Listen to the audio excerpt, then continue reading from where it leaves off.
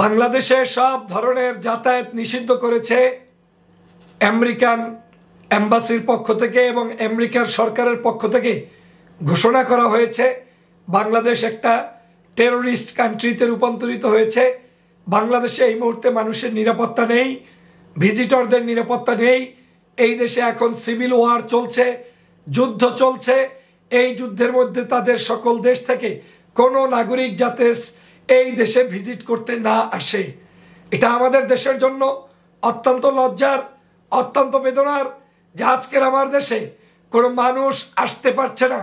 America বলছে যে আমার দেশে যে কোনো জায়গায় যে কোনো সময় টেরোরিস্ট অ্যাটাক হতে পারে। তার মানে কি দাঁড়ালো?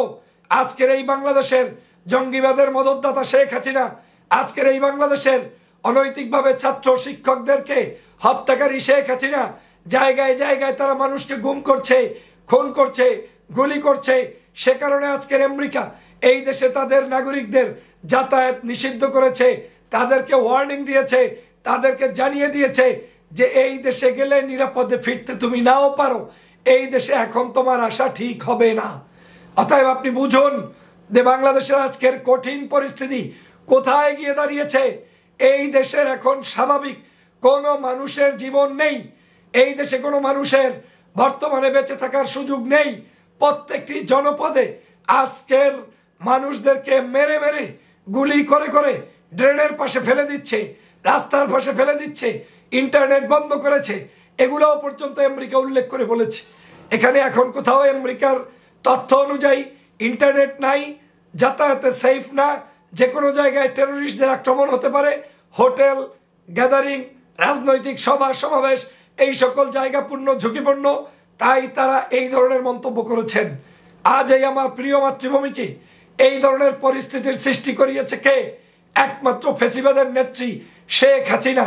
শুধুমাত্র তার আত্মহামিকার কারণে, শুধুমাত্র তার আজকের এই ধরনের এক নায়কতন্ত্রের কারণে বাংলাদেশের পরিস্থিতি দিন দিন আরো খারাপ হচ্ছে এবং প্রতিটা মুহূর্ত এরকম চলছে।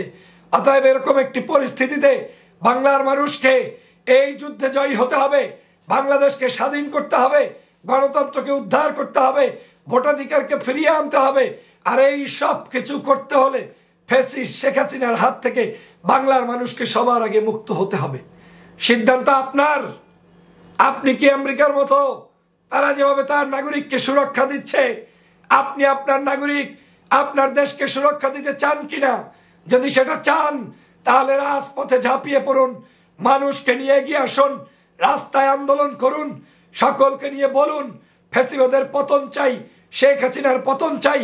এবং এই রাস্তা সকল আবাল বৃদ্ধ বনিতা, কৃষক, শ্রমিক জনতা, হিন্দু, মুসলিম, বৌদ্ধ, খ্রিস্টান প্রত্যেককে নিয়ে এই রাজপথ দখল করে শেখ হাসিনার পতন নিশ্চিত করে তারপরে বাংলার মানুষের মুক্তি ঘটাতে হবে ইনশাল্লাহ। আপনারা দ্রুত ভিডিও শেয়ার করে দিন, জনগণকে উদ্বুদ্ধ করুন, জনগণকে রাজপথে নামান। আপনারা ইতিমধ্যেই জেনেছেন শিক্ষার্থীরা বলে দিয়েছে তারা তাদের আন্দোলন চলমান রাখবে। তারা লাশের সাথে লাশ ফেলে দিয়ে রক্ত ঝরিয়ে কোনো আপোষে যাচ্ছে না।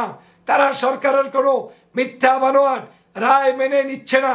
তারা এই লকডাউন কর্মসূচি বর্তমানে যেটা রয়েছে সমস্ত বাংলাদেশের সব শাটডাউন থাকবে। এই শাটডাউন কর্মসূচিতে আপনি আপনারা সবাই অংশগ্রহণ করবেন। ছাত্র সমাজ জানিয়েছে দেশ রক্ষার্থে হাসিনার এক দফা দাবি আদায়ের লক্ষ্যে তাকে পতনের নিমিত্তে সবাইকে রাজপথে থাকতে হবে, আন্দোলন করতে হবে, দেশকে বাঁচাতে হবে। আসুন আমরা ঐক্যবদ্ধভাবে বাংলাদেশের প্রত্যেকটি কোনায় কোনায় দুর্গ গড়ে তুলি, বাংলাদেশকে রক্ষা করি, গণতন্ত্রকে রক্ষা করি, এই দেশের মানুষকে রক্ষা করি।